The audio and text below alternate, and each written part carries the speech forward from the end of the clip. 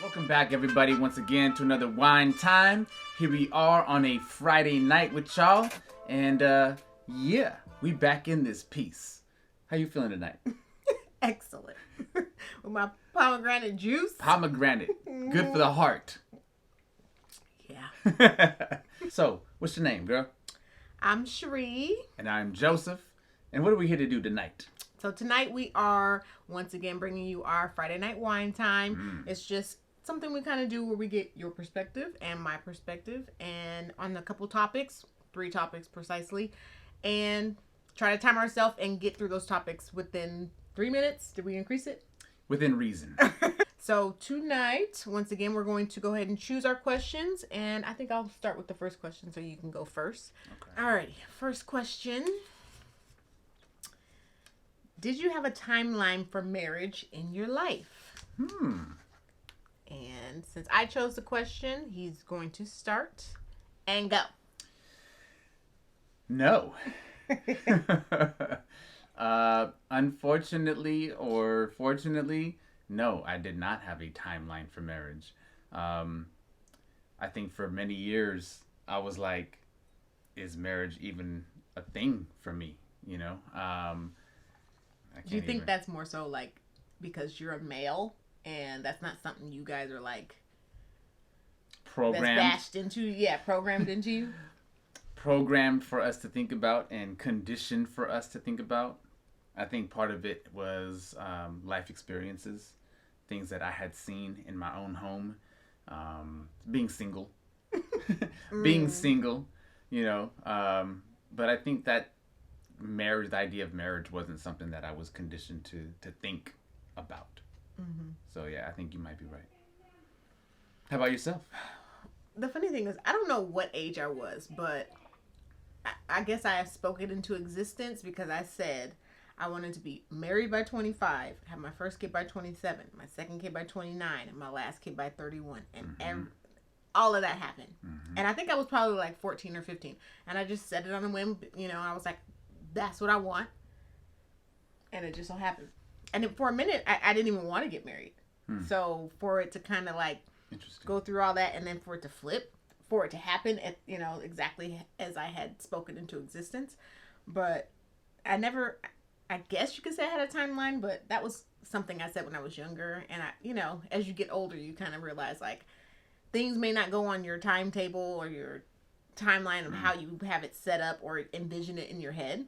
Now, my question for you is, at what age did you no longer think about marriage as something that you wanted for yourself? It was probably like late teens, maybe early 20s. And then like we met and I guess that all changed, apparently. Apparently. Okay. But, so you was trying to live that single. Exactly. I was. Hey, and I did. I'm not mad about it, though. And I did. Not mad about it. You got to have those. You got to have the single life. Yeah. All right. Topic number 2. Here we go.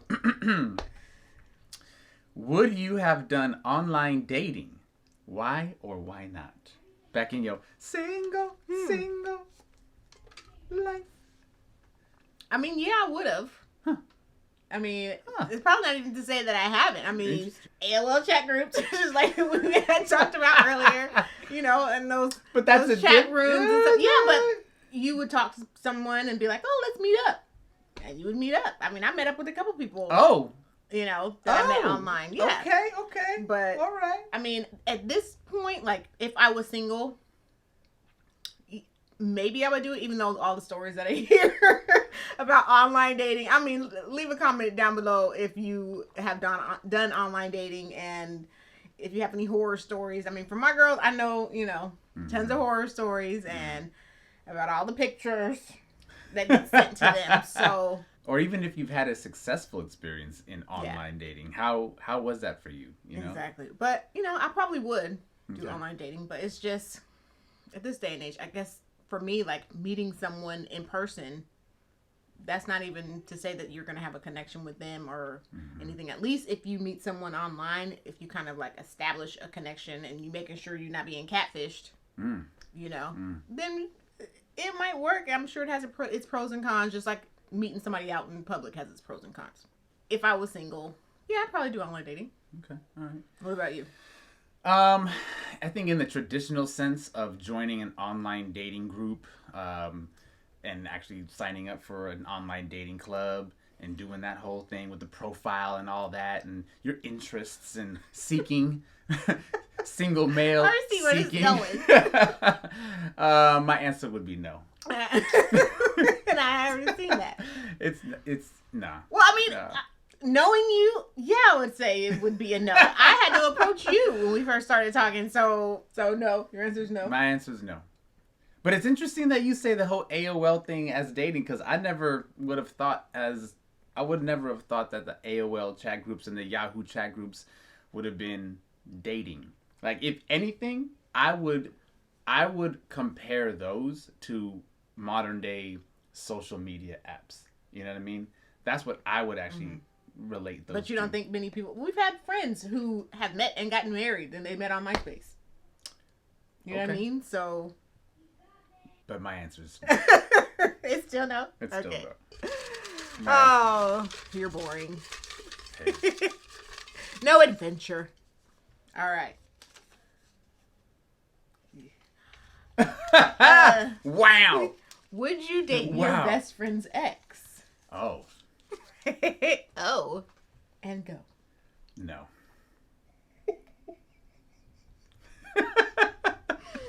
No. Why not?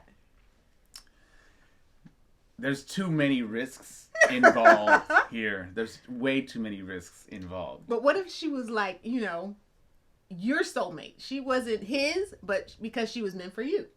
Well, you wouldn't know that unless you started dating. You wouldn't know that. Unless when you would hang out and you realized just how much you guys had in common and how much they didn't. I mean, I'm just saying. I'm just throwing it out there. But maybe you never really knew her like that. Maybe, If it's your best friend, how you not know his girl? I'm just saying, I mean, you have a point. You have a point there. You have a point. Yeah, no. It's still a no? It's still a no. Like, it's going to be next lifetime? That's yes. Thank you, Erykah Badu. Thank you, Badu. Like, if they only dated for like a month.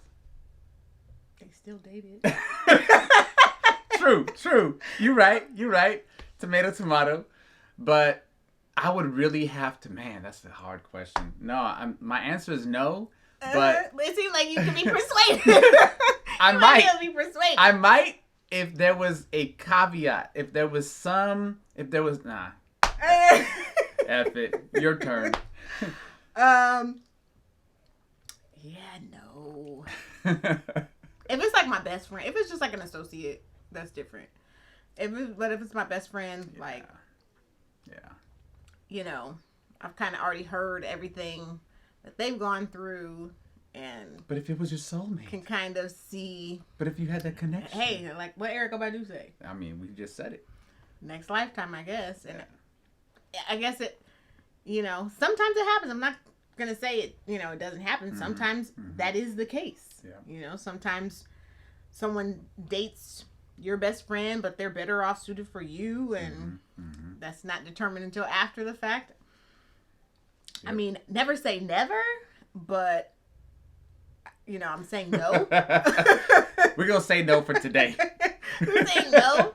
But you bring up something interesting. If it's not a best friend and it's just somebody you know, right? You just happen to know them. You've hung out a couple times. You have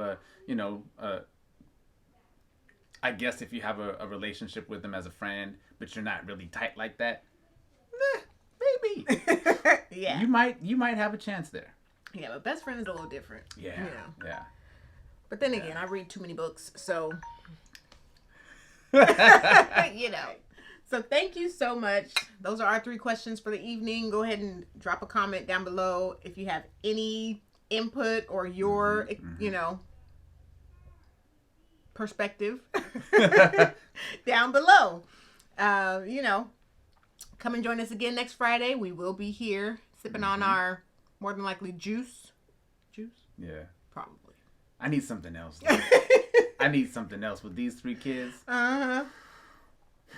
So get you something to drink for us. cuddle up, get your blanket. It's wintertime. Get your boo, whatever you're going to get. And come and join us. And like, subscribe, share, leave a comment below. Yep. And we'll see you next time. Bank, bank.